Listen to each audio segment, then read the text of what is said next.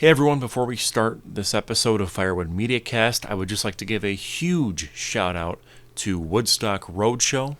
They are the first guests to come on the show, and this episode is just sort of a Q&A, kind of fun little interview that I recorded with them, and I'm really proud of it. Their first feature film, Does This Taste Like Degreaser to You, is out now. You can click the link in the description to go and watch the movie. So I interviewed Billy, the director, and one of the stars, and then I also interviewed Jimmy, who is the composer for the film. They're the first guests, so thanks, boys, and here's to many more.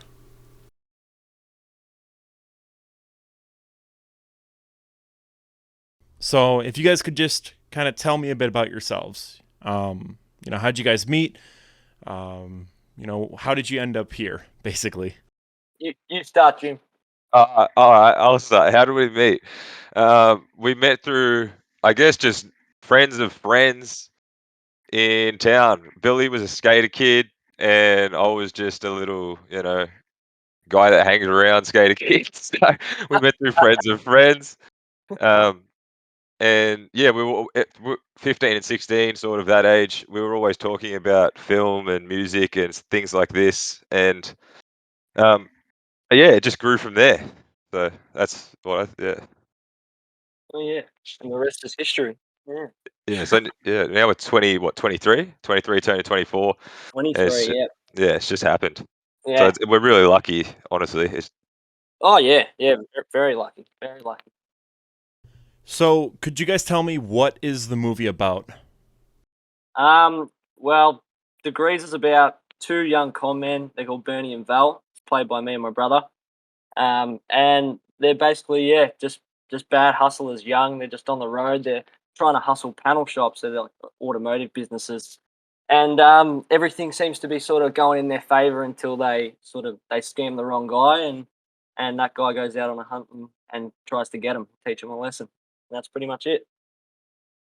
Yeah, the trailer really caught my eye the first time I saw it. It was very stylized. There was a clear, aesthetic direction with it. Yeah. And, I was just wondering, were you influenced by any specific filmmaker or like a style of filmmaking?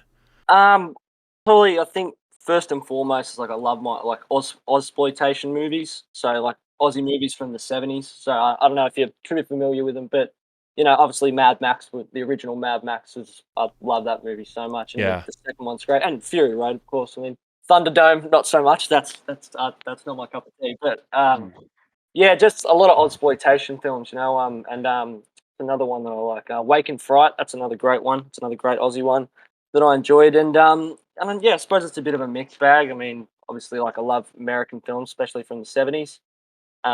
So yeah, it comes in all sorts of different shapes and sizes. I think all the inspiration. I think, but yeah, that's pretty much it. Yeah, it had a grindhouse vibe to it too. I don't know if you're familiar with, American Yep, grindhouse yep, cinema, but it yep. very much had that Absolutely. kind of vibe. And that really caught my eye. It's very unique, for something nowadays. Yeah, yeah, no, absolutely. And I think that's exactly what we wanted to do. Obviously, the film's not really set in a specific time, but it's I sort of wanted it to throw it sort of in that bowl and mix it with all the a lot of grindhouse cinema and things like that. So that's what we wanted to achieve, and I think we did it because I think it does stand out. I think you're right. Like I think it's just sort of this little gritty sort of movie that was sort of just done on the fly, and no, it's great. Yeah. It's cool how it's come together. So, but that's exactly what we were going for. Yeah. And what kind of camera did you use to shoot it? Because I was kind of wondering, if it was shot in 4K or if it was more 1080p or, what did you use? We used the Canon 80D, yeah, and I just swap between two different lenses, and that's pretty much it. Yeah, we ran a basic lighting kit, basic mic, and yeah, and I had just like a couple of little mounts that I'd use to like do the mounted shots, like you see of all the cars moving and things like that. But yeah, the camera we used was an 80D, and it served us pretty well. I mean, the amount of fucking damage the thing copped like throughout the whole production, like it was yeah, that camera got roughed up, but it's still kicking. Uh, Well, some of those shots too, where it's attached to the car, it's so ambitious, for something that I'm assuming is a low budget production. Yeah, yep, yeah, very low. Yeah. Yeah, No budget production. yeah, pretty much no budget. Yeah, but it's funny. Like, um, the I'm just sort of thinking now that we're talking about it. I mean, a lot of the cars in that in the movie. I mean, and all those shots and things. So, like, my family, we're all big car heads, especially Australian muscle cars. So all those cars are sort of just like one's my dad's car, one's my car, like one's my brother's, and like a lot of the shots and that we threw on the back of a tow truck, and like those like real rigid shots you see going down the road. Like, yeah, they're all like that's a mount shot that a little rig that we got. But yeah, it was very fun to do, and there was definitely some moments like when like you'll see it when you actually. I think it's in the trailer. You see one of the Harleys fly past, and yeah, and he was going fucking very fast. I reckon he was. He was probably sitting on about, I don't know. I think you guys do mile an hour, but I think he would have been going about maybe 130 k's. I think 140 k's, and he flew right past me. Yeah, it was good fun. Bit of a rush. You mentioned, your brother's involved and, your dad's involved. Is it very much like a family kind of production?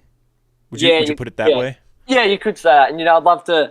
I Simple. mean, I'd love to. I think I'd like to call them a cast and crew, but they're more just friends and family first and foremost. So yeah, it's all just all a team effort. And I mean, I'd done a bit of acting before. My brother hadn't done any acting. My old man, he'd never acted before, and my pop, so my grandpa, he's in the movie too.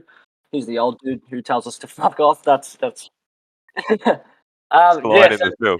yeah, that's it. Yeah, but yeah, I was sort of a bit, I was worried because we've never really had that much, well, no acting experience. So I was sort of worried. I was like, could go one or two ways, but fuck, like they rose to the occasion and they blew me away. Like, I mean, it's just great, and just yeah, everyone believed in it, and no, I feel very lucky that I've got good friends and family around me to help get it done. Because if it wasn't for them, we probably wouldn't be, sitting here having a chat about it.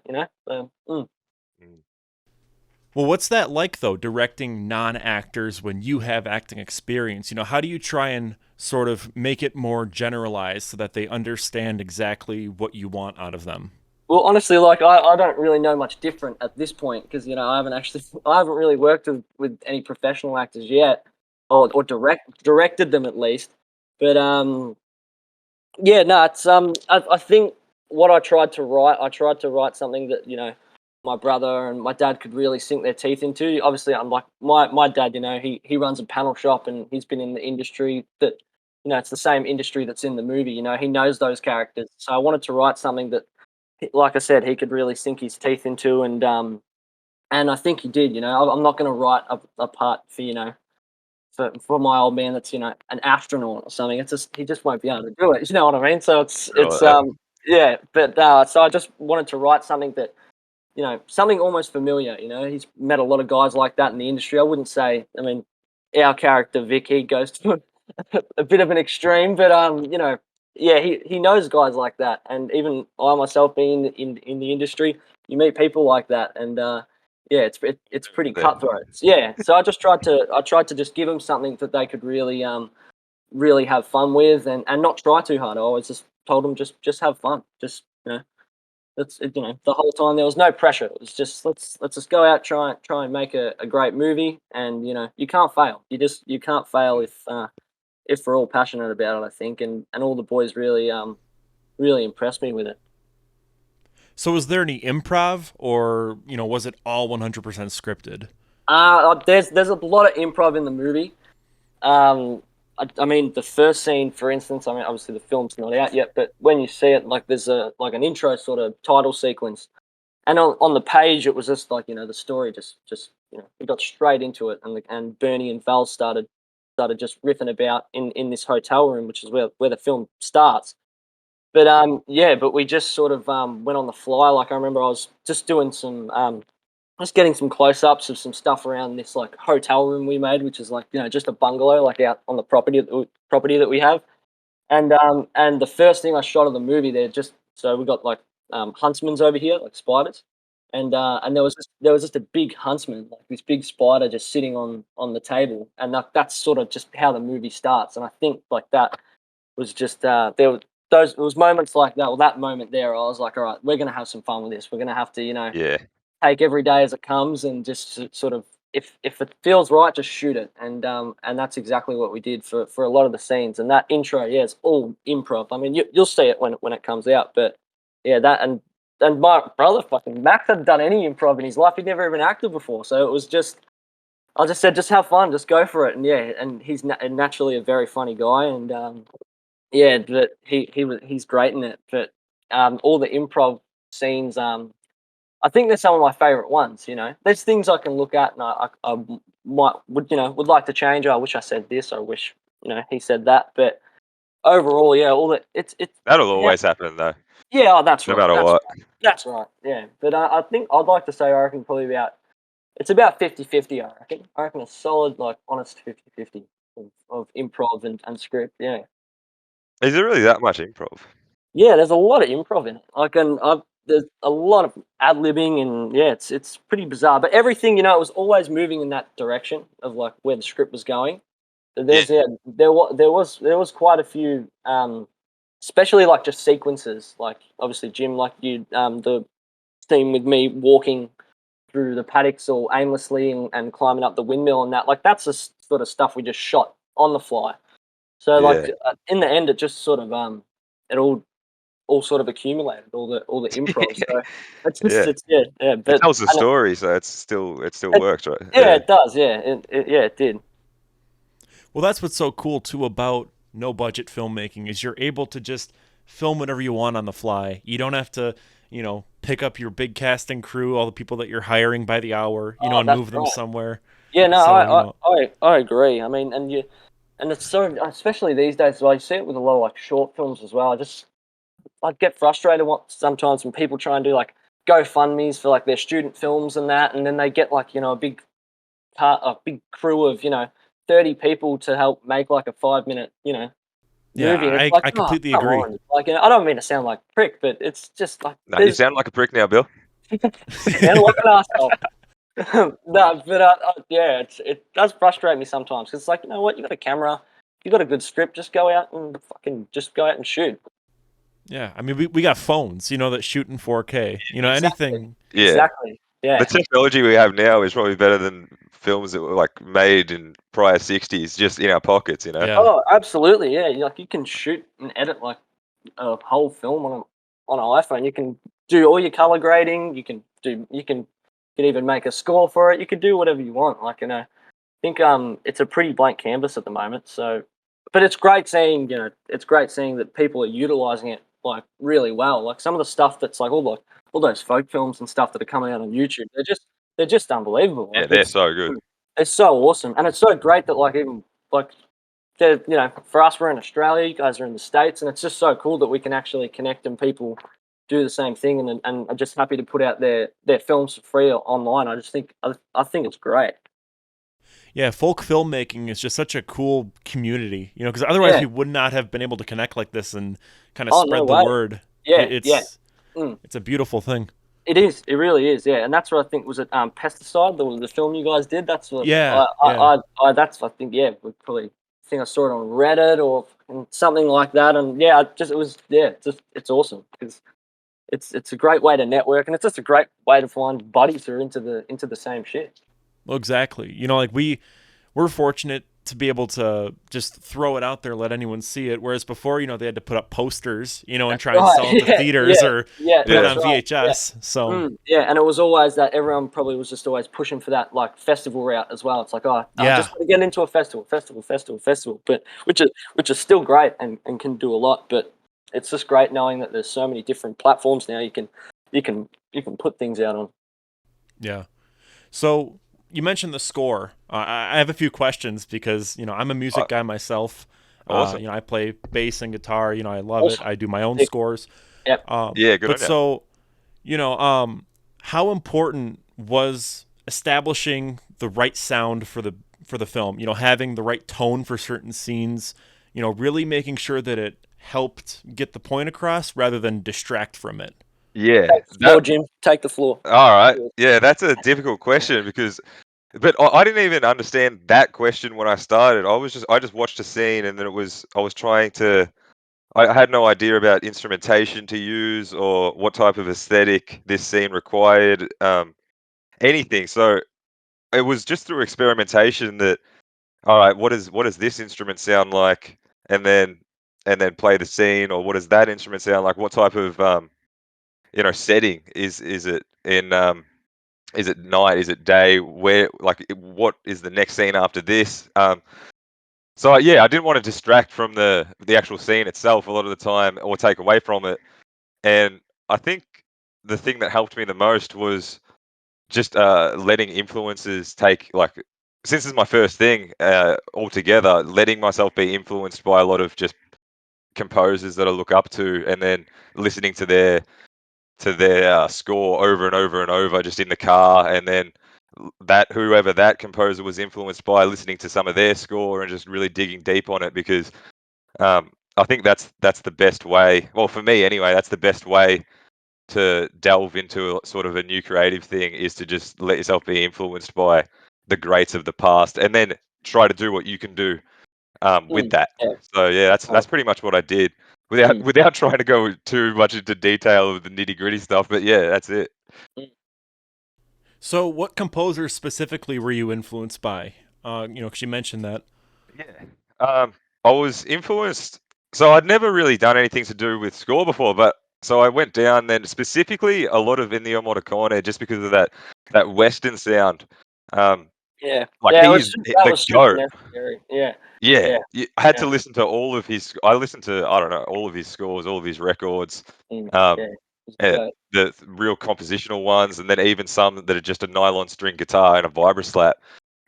Like the dynamic range of his scores really helped a lot, because it told me a lot. Like you can make something big and meaningful and poetic, or you could just, it could just be a cabasa and a gyro block and a nylon string guitar. Yeah. Yeah. So And it that's what could we be had so anything. much fun with, hey. It was the best. Like, we'd just buy these shitty little like gyros and like vibra slaps Yeah, online for like $5, and then we'd just go to gyms and just sit down and just start like having fun with it. Just fucking mess slapping around them with, around. Yeah, yeah, oh, mess it was around great. with sounds. Yeah, it was so much fun. Yeah. Um, It is, yeah. That's been the process the whole way, is just buying a maraca and then seeing if this maraca fits Yeah, in that's this it. Yeah, score. yeah, yeah, And absolutely. Yeah, and that was great. And it's just good as well. We just sort of got to a point where I think we both knew exactly what the sound was, sort of towards the end. And I'd yeah, send Jim. It just got to the point where I could just send Jim a scene and just go, surprise me, have fun, and yeah, whatever he'd do, I'd just trust 100%. Because I mean, the soundtrack. If it's not for the soundtrack, I mean, the movie wouldn't be what it is without it. And it's funny because initially, like when I was just sort of making this in my backyard and just playing around with it and editing it in my own time, probably never really had any intention of putting it anywhere. I sort of just slapped all these like soundtracks, like just all soundtrack from the '70s and stuff like that. And it was great. It was fun, but it just like it didn't feel very original. It didn't feel original at all. So it was good having Jim come through and then completely, um, take over everything in the music department because that's yeah. just not my Well, thing. And he I just was fucking just killed it. happy to do it, because I had no idea about even the concept of score or soundtrack, um, and what you sort of, like, the frame of mind you need to be in to try to do that, as opposed to just writing a song for a band or something, just a Yeah, fun. It's entirely two different things, and I ended up honestly trying my hardest in a lot of it, because it was just so much fun. mm, It is so much fun trying to complement a scene with sound. yeah, yeah. It It's is great. so cool, yeah. So Yeah, yeah, just happy to be a part of it, man. Yeah, I did some digging too, and I saw videos of you on your Instagram, playing some Jimi Hendrix. So is there a little bit of like blues sort of influence here? Like, is there Absolutely. more than just composers? Is there a little bit of that kind of Oh sound yeah, too? I can't help it. So I can't help who I've been influenced by since I was like 12 years old. So there's definitely blues, because it's in a lot of like some scenes are in the outback of Australia, and to me that's like people are just sitting on their porches and playing a guitar, whether they're playing country, blues, or bluegrass, or folk styling. It's just a person and their guitar. That sound is a lot of it's really meaningful as well. So yeah, there was a lot of blues. I was influenced by the old blues players of the day, like Robert Johnson, Lightning Hopkins, Howlin' Wolf, and even like Mississippi John Hurt, these types of players that would just Doc Watson. Although I can't play like those guys, but I mean, they can make one instrument, just the guitar, sound really, really. It just sounds beautiful the way they play, and I think that influenced me as a lot too, because that would complement a sort of bare bones scene in the Australian outback. That was sort of where that came. Yeah. That's awesome. Yeah. Because with me, growing up, a lot of my kind of stuff was more, American music. And so trying to kind of expand it out, when I compose my stuff, I try and combine different influences. So, it's cool to kind of hear that. Yeah. Just to have this hodgepodge of different stuff, it kind of makes it into something new. Absolutely. Can I ask you a question quickly? Yeah, for sure. When you're making score as well, like, do you find that? So yeah, all the influences, you can't really help but all of the music that you've been influenced by over the years, it just comes out naturally. Even though you're like, I'm aiming for this type of score, but then just whatever you, just who you are changes it, and it becomes whatever you're gonna like. Yeah, something entirely different. Yeah, I mean, sometimes I'll accidentally just write Stairway to Heaven, and I'll go, oh, wait, this is just Stairway to Heaven, yeah, for sure. And you're like, oh, shit, this has been done. Yeah. Let me add heaps of distortion and delay. Yep. It's a pretty big catalog, isn't it? Just everything, music and movie. It's just fucking, it's you can do anything, and you can look at it and just go, oh shit, I've just completely fucking ripped this off. Let me try to hide the fact that I ripped this off by doing it slightly differently. Yeah, just gotta wear it. Yeah. That's also just cool too for people who know kind of what you're ripping off to kind of go, oh, yep, that, like, and they see it or they hear it, and that also really gotta happen. Yeah, it gets them into it more too, which that's also right. really cool. Yeah. That just made me think. The actual the titles, like the font of the title for the movie. I don't know if you're like much of a gamer or anything. I'm not really, but it's the same font from Red Dead Redemption. I knew it. And I thought I recognized it. Yeah. Some fucking guy was just like, I think it was on Reddit or someone on Facebook, and he was like, great choice in font, like RDR, nice. And I was like, yeah, sick. You get it. That's cool. I liked it. Yeah, it's such a sick font. Speaking of Red Dead Redemption, I listened to the Red Dead Redemption soundtrack in my car on the way to uni and back probably, I don't know, for a good 5 months straight. It's so good. It is good. Unbelievably good. Yeah, it's unreal. Yeah. And even for Red Dead 2 as well, it's great. Red Dead 2 I love a lot. The cool. One track, American Venom, that plays, with the trumpets, cool. It's just so good. Oh, man. Yeah. Oh, that's tough, yeah. Yeah, those both really good soundtracks, yeah. Rockstar, they can't do any wrong. No. Yeah, Rockstar, if you want to like sponsor. Yeah, Rockstar. 100%. Sponsor a podcast. Get on board. So, this is more towards the directing side of it, but and the writer director. But when you're writing something, it's in your head. You're getting ready to shoot it, and how did the budget affect the way that you imagine the scenes in your head as opposed to the way it actually turned out? Because you always have this idea of, oh, it's going to look like this, and then you get there and it doesn't. But it's still great in its own right. Have you experienced that at all? Yeah. I think you gotta make sacrifices one way or another. I think I always think as well. It's like, all right, like I'm never gonna get it exactly how I envision it, but I can get pretty close. So it's just then from there, I'm just sort of like, all right, well, let's just utilize the scene. Let's utilize the setting. Like what do we got that we can get there we can get it as close as we can. What can we do? But I think the budget, I just knew going into it, it was all just sort of, I was just self-funding it. So I knew, like, it would just keep building up and up and up. But it actually didn't, because, we were sort of, we did a really good job of, utilizing what we had around us. And so that was easy to shoot the movie, because we sort of knew, oh, well, we can just walk out into this paddock. Like, Max can throw me into this dam. Like my next one out of school, you know what I mean? Like, it's like, oh, we can jump in this car and get it sideways, just because I live on property anyway. So it's like, so the whole movie was shot in in that it's like 30 acres of just property really, and that's where we live. It's Woodstock, and that's where a lot of the movie was shot. So what I'm trying to say is it was like that was just the best having it there, because it just felt like our own little backlot that we could go to whenever we wanted, and that didn't really affect the budget or anything, which was really great. Yeah. Yeah. So here in the States, we have two-party laws and one-party laws regarding like recording consent. Yeah. Do you guys have that at all there? I don't know, to be honest. I don't know. Jim? Oh, the laws. Nah. It's because like it's different for us with each state here. So I'm in Wisconsin, and for Okay. us it's only one party. So if we're filming in public, we don't really need permission. Yeah. But with okay. California, you do. Yeah. With okay. California, you have to ask permission for everyone that's in the background. Oh, what assholes! I know. It's crazy. Yeah. But it does make sense. But yeah, I don't know what the laws are. I'm sure, like, if we went into the CBD, we actually went into Melbourne, into the city to film something, and there was a bit more of a crowd, then yeah, maybe we'd have to look into that. But I think obviously I hadn't even thought of it, but we didn't really have to, I suppose, because we were just filming in the middle of nowhere. And it was most of it was on our property as well. So yeah, but that's crazy in California. That's the law. Didn't know that. Yeah. Well, So it's random so too. you in Milwaukee?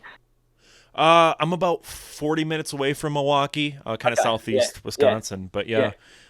Okay. That's cool. Yeah, we're in the middle of nowhere, so it's just woods, and that's about it. Yeah, love it. Awesome. Absolutely love it. Yeah, cool. But so what scene are you most proud of? Like you walked away from it going, "This is amazing." If it's a spoiler, you don't have to give it away.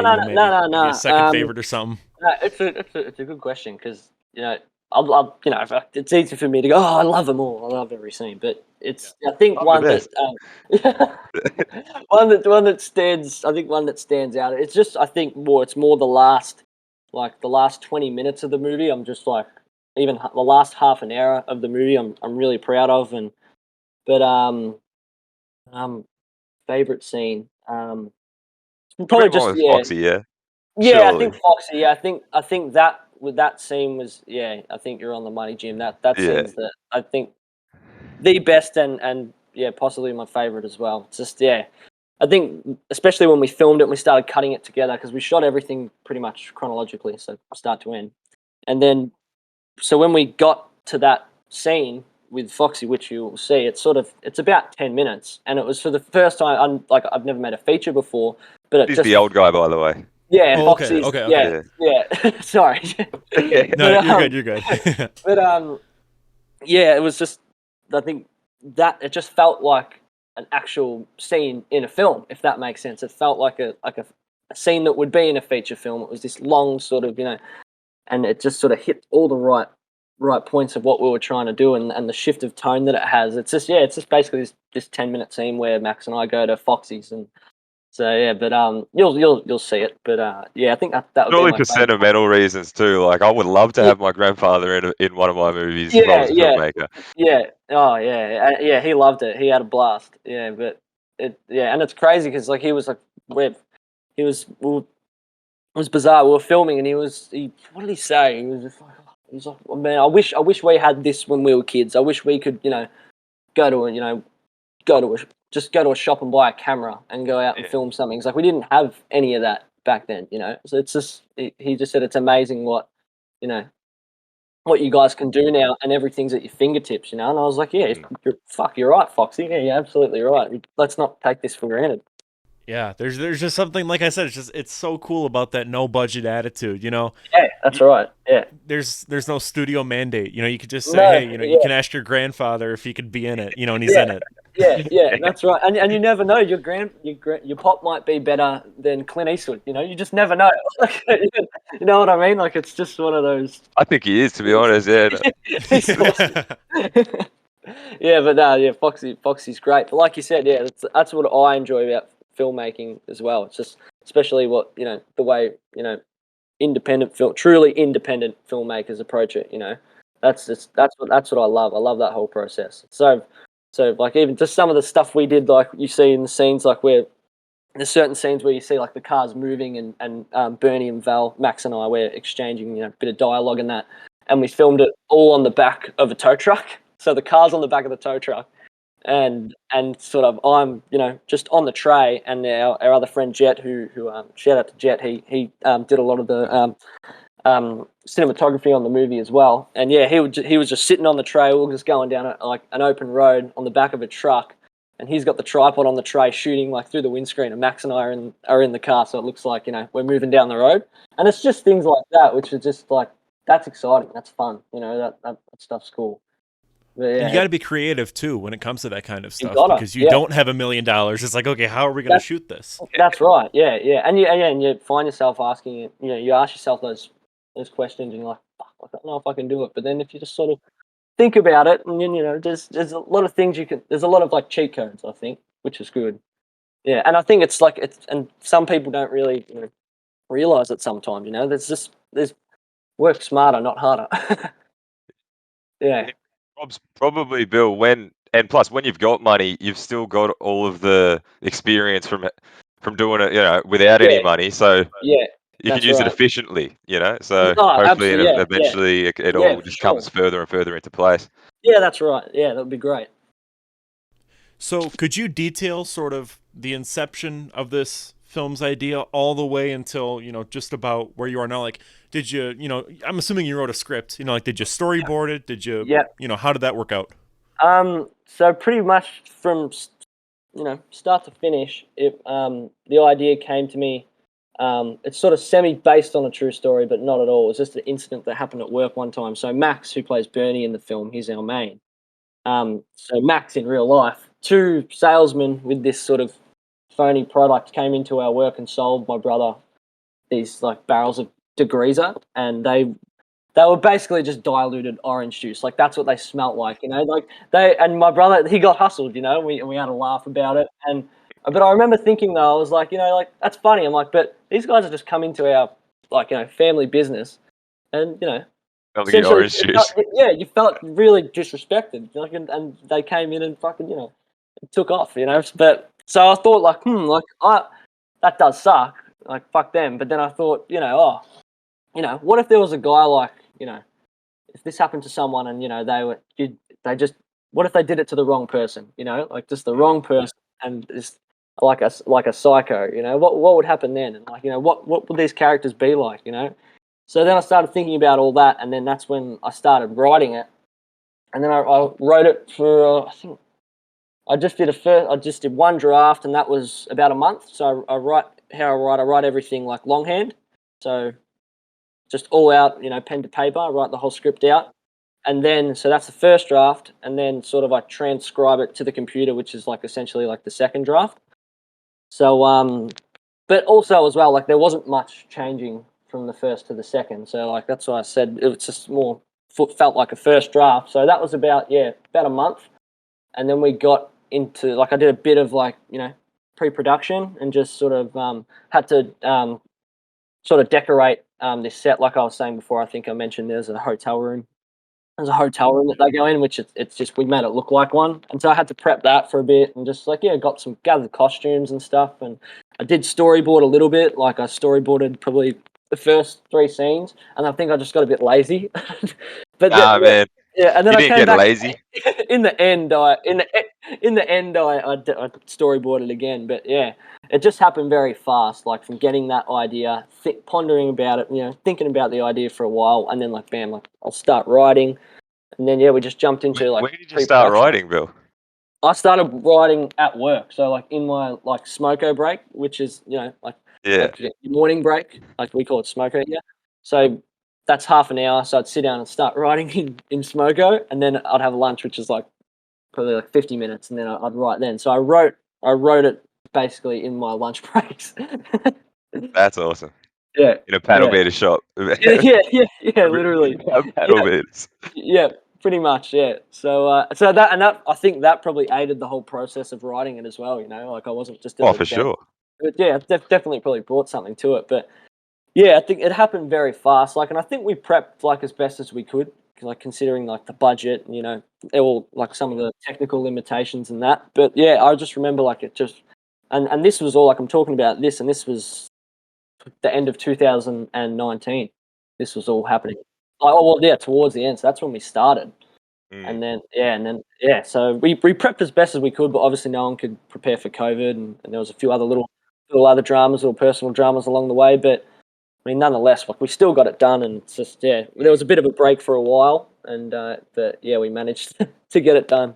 You mentioned writing influenced, by these people, and they're rather deplorable people because, they are scamming people in a way. That's right. How do you write these deplorable characters but still make them likable and want, to get the audience to root for them? Where's that balance, do you think? That's a good question, because I think, I think what I always tried to do, I was like, there was definitely, so the two characters of Bernie and Val, especially, they're not very nice guys, but I sort of wanted to sort of capture their friendship a little bit, and just see them hanging out, when they're not hustling people and being assholes, like what do they talk about? And they're just like everyday sort of people, and they'll just be shooting the shit and having a conversation, and then they'll just go and hustle some more people. So I tried to like make them like have that sort of human sort of aspect about it. Like I didn't want to make them these one note, tough guys. I just think it'll just be. I think I wanted to explore something a little bit more, but like I definitely did think about doing it that way and make it really, really stylized. But then I was like, no, like I really like the characters, and I think like they just to keep them a bit more grounded and just have a bit more emotion in there, and just explore their friendship a bit more. It'll make the rest of the movie, it'll make you want to just keep watching and be like, shit, where's this going to go? And but yeah, no, I think as well it was hard because Vic, who's the bald guy in the movie, he's my dad, and it's just it's one of those things. He was very hard to he was very easy to make likable because he was sort of doing the right thing. You know what I mean? Like he was. Yeah, so I think a lot of people will root for him, but I still wanted to, and you will when you see the movie, you will see that like it's great to sort of root for that tough guy hero who's going out to teach the two kids a lesson. But so what sort of comes with that is maybe something a bit more than something a bit different, and maybe it goes a certain way that you might not think it will. So yeah, I just tried to make him like as human as I can, and just just regular blokes. That's a really interesting angle to take it, I think, because there's a lot of movies out there where they're just awful people and the lead, and like the two characters, and it's like I just I hate them, I'm kind of zoning out. But to have it where you're almost rooting for the antagonist, I think is a very interesting way of kind of twisting that on its head. Yeah, that's right. And I don't know who had the grand idea to be like, oh, you have to like your protagonist, because I just think you don't have to at all. Like that's just ridiculous. But yeah, I know that they have their little rules and stuff like that. But yeah, it's strange. Yeah, but it's hard to do. You mentioned that you're also one of the lead roles and you're the director. So where does that balance then come into play? How do you sort of both direct and also act in it as well, being both behind and in front of the camera? It was pretty tricky. It was at times, but I just try to just come prepared as best as I can. Like especially like because I'm sort of juggling a lot of things. But if I just knew, if I'm acting, I've got my script. But if I'm directing, like maybe I've got a shot list or like we're talking about, like every now and again I'd do some storyboards and that. So if I came prepared just with those two things, I knew like we would have had a good day and we would have been all right. But some days it was definitely pretty difficult because I had to get sort of coverage of me. Then I had to get Max to come in and get coverage of him, but like we weren't sharing the actual scene together, like we weren't present, so that was a bit difficult, but it was one of those things. I think I wasn't going to be in it initially, but I knew it's just for the first crack at making a feature and that I think, and all the boys hadn't really had many acting experience before, and I've had a little bit of experience, but I just thought if I'm on the set, like not just behind the camera, just saying like, oh, do this, be sadder, be happier, cry, blah, blah, blah, if I'm there with them, like in the scene together, then maybe I can pump them up a little bit more and, and have a bit of fun with it. So, and I think that really did help them, like me, not just being behind the camera always and thinking about things in a technical term, but more like, being there, acting with them. It just made it, one, more fun, and two, I just think, we trusted each other a bit more, and it made him feel a bit more comfortable. Would you do it again on a future project, both acting and directing? I think I'd like to, but I think I wouldn't play a main character. I think I'd just sort of just be just a guy who just sort of comes in and out of it, or like a little cameo or something like that. But yeah, I do enjoy acting, but I just don't think I wouldn't do it in another. I wouldn't do it in a project that I was directing. I wouldn't be a main or anything like that. But yeah, who knows? Have you ever been forced to patch a scene or a moment together in the cutting room that didn't work the way you shot it, whether because it didn't have enough coverage or, Yes, whatever? yeah. And there's only one scene that really comes to mind. But the scene, Jim, like by the dam when I Bernie know, and yeah. Val, yeah. So I got a lot of coverage of. There's this argument, sort of, it's this big sort of dramatic moment in like the first act, and I got so much coverage of it. I almost got too much coverage, and then I also, wasn't really on point in the audio department, and I forgot my microphone, and I was like, oh well, I was just being lazy, and I'm like, well, I don't want to run back up to the top of the property and grab it. I said, this is fine, it's not too windy, that's all right. I've got my backup mic here, let's just do it. Yeah, and like it was all inaudible. You couldn't it was bad, and I thought, and everything looked great. Like the shots were great, the performances were great, but it was the audio was just, it was real nasty. So pretty much I was like, well, what am I going to do? And then so about a year before, like before I even started working on the movie, I went around our property in the summer, and in the summer here it's really dry, and so I started just shooting all these like dry paddocks and dry gum trees, and like just made like a little barren sort of edit, and so then I was like, oh shit, like I had like two really good bits of audio which happened to be like sort of monologues and like the crucial parts of the dialogue. So those I got, like, which I was really lucky. So then I just decided to, hang on, I can like use this footage because it fits in this world, sort of thing. And so I put the footage over, and it's sort of like, the audio just drags over the landscape shots of all these different, like, all the shots I took, a year prior. And then I could cut back to it, and and it's just, I think it sort of brought a whole nother feeling to the scene, because it's sort of showing the world around him a little bit more, and it made it a bit more chaotic and sort of, so that it worked out for the better. But that was the only scene I had to patch.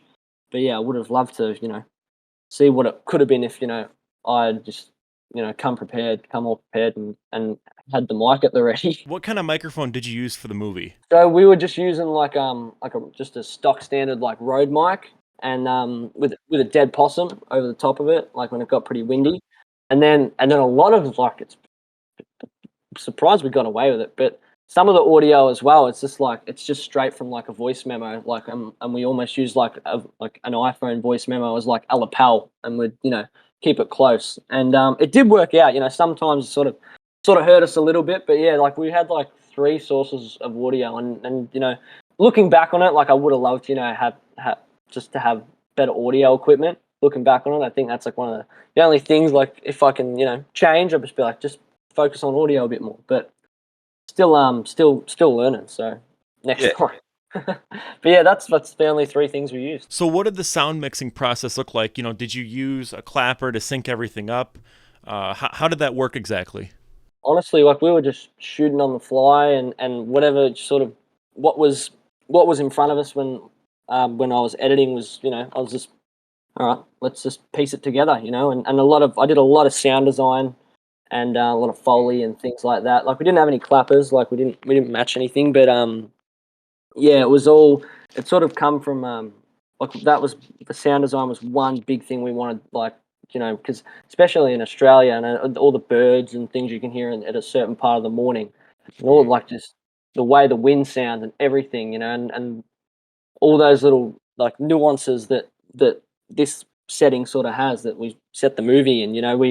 We wanted you to hear just all the birds and trees and wind and just anything, and that really paid off, because it sort of fades in seamlessly throughout a lot of the exterior scenes. So sound was really fun. It was, but at the same time, like I was saying before, like it was just, I wish, we I just had just a bit better mic, just that's all I'm asking. That would have been great.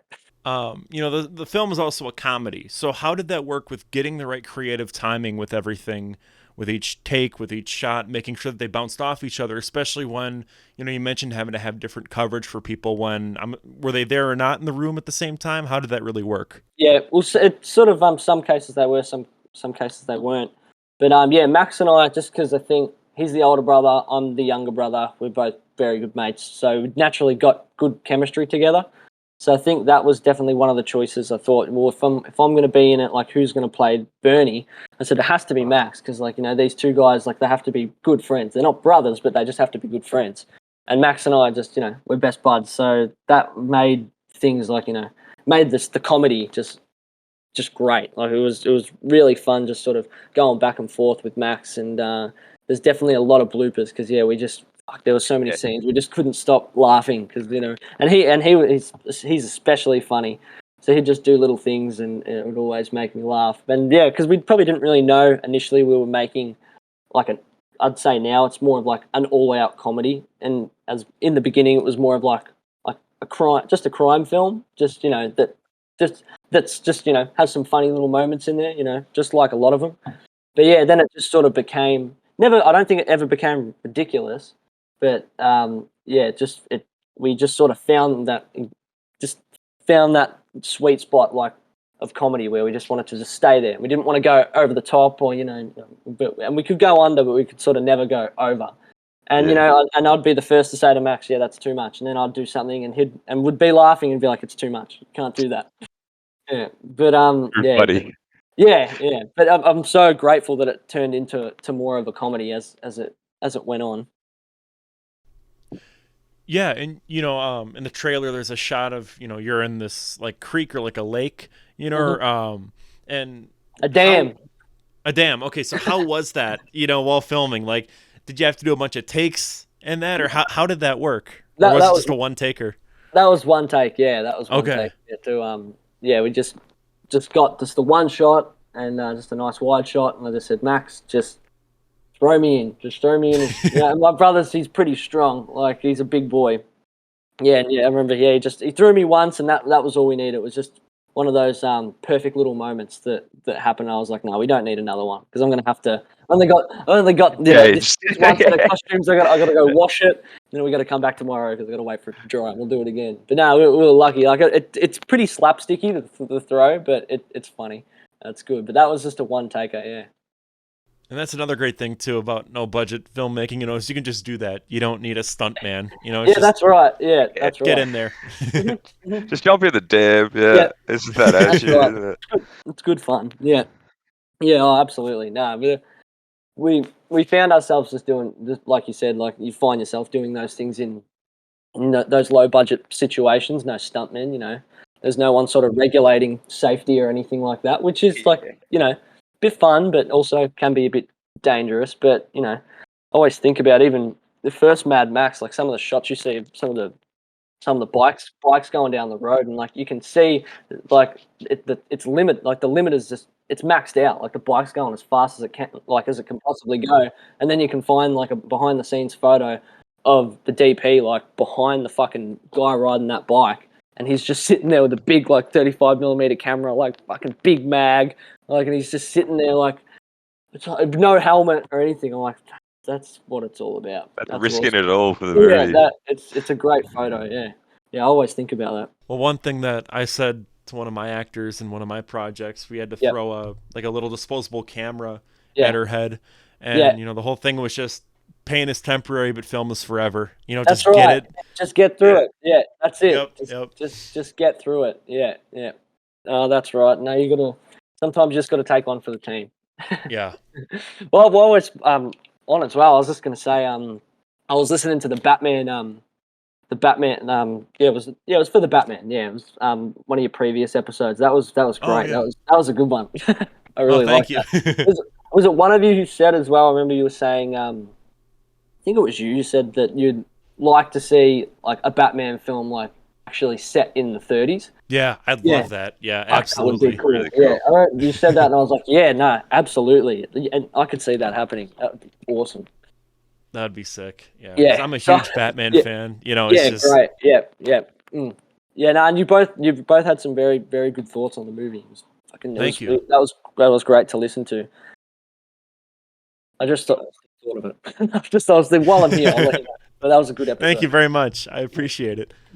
I sent the trailer out to a bunch of my friends, and they just thought it was like the craziest thing. Like my friend Dylan, he commented on your post, on the upload. Yeah, yep. And so, we're all hyped out here. I'm Awesome. getting everyone hyped that's up. awesome. So. That's awesome. Yeah, no, that's great. It's just like we were saying earlier. It's so cool that we can just we're on the other side of the world, and we can just have a chat like this. We're all interested in the same stuff. It's cool. I'm really glad you sent it to them and they liked it. That's sick. I'm hyped. We first really got in contact because of the Reddit post, on filmmakers. You were talking about getting it onto onto the big screen, onto a theater. How's that coming along? If you can talk about it at all. Yeah, I can. Yeah, that's all good. Yeah, we're it's all good. I got a DCP, so I got the digital cinema package all done, and we're gonna do a premiere at Westgar Theatre in Melbourne. And awesome. that'll be on the 28th of May, and it should be really fun. So I'm glad. It was a bit tricky, but because I was just such a foreign concept of how to get it up there and how to get it on there. But no, it was good. There's a good team in Melbourne that can do it, and they were awesome. They were really cool to work with, and for them to do it for me was great. But yeah, it's all happening. So no, that was great. But how did you like your premiere experience? Did you enjoy it? Yeah, I did. It's surreal. It really is, because you've been slaving over it. You've been watching it in a Premiere Profile on like a little screen on your computer, and now it's on a huge 30-foot screen. Yeah.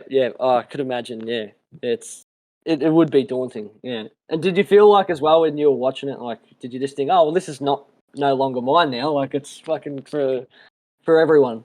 No, I was just having a panic attack, hoping that I didn't mess anything up. Yeah. Oh, I love it. Oh man, I hope I didn't miss something. Yeah. Yeah, well, we had a mistake, and it was like a day before it was supposed to premiere. Like a muzzle flash was off by like 3 feet, and so I had to like re-render everything. I brought it to because I was still a senior in high school at the time. I brought it with me in class, and I was like editing the movie in class. Right. Disregarding everyone around me. Just to crunch to get it done. But it's stressful, very stressful. Yeah, it is. Yeah, and that's what I think. I'm stoked because I get to go in and do like a rehearsal screening. I can't watch the whole. I can't get to watch the whole movie, but they said you can come in like between sessions. You got about 20 minutes, and we can sort of scrub through the movie. And I was like, awesome. Yeah, that's good. I just want to sort of just quickly just brush through every scene and make sure I didn't leave anything out, because oh god, that's just gonna be cool to see, even for us. Yeah, it'll be I think it'll be very surreal, but no, it was good because that's how we met on Reddit. So thanks for responding, because we probably wouldn't be doing this. Yeah, 100%. I mean, I try to look at everything that's posted in that, just because it's all so cool. Because it's just people who like doing what they like to do. It's similar interests. It's really cool. That's right. Yeah. Oh yeah. And it's just great to just have a platform where people can post whatever they want. They can get feedback, and it seems like a very, very cool community. And well, it is a very cool community. It is. Yeah. No, blessed. Truly blessed. So what advice do you have out there to any, aspiring filmmakers, people who are listening to this and want to make a movie themselves? What is your, word of advice to them? I don't really. It sounds very broad, but I think just go and do it. Write something, within the boundaries of what you think you can do, and write something that you're passionate about. Write something that you want to see. Make a movie you want to see. And just make it happen. Do it, because I don't think there's not too many excuses you can make these days. It's all, like we were speaking about before, it's all sort of there at your fingertips. But go do it and have fun. Yeah, for sure. Yeah. So one last question then. This may be a bit premature, but what is next for Woodstock Roadshow? Is there another feature in the works that you're already kind of thinking of, or what's going on there? Yeah, we've got a few ideas cooking at the moment. I'd like to really just get Degreaser out there and sort of, go back to the drawing board and look at, what we want to do next. I'd really like to do a documentary. Sort of got, there's a good blueprint, where I can do a cool little documentary on, so as a feature. So that's something I'd be interested in. But I might try and do a couple of, just narrative shorts maybe over this year. And I think Jim and I have been working on some music and that together, so that's been fun to do. Awesome.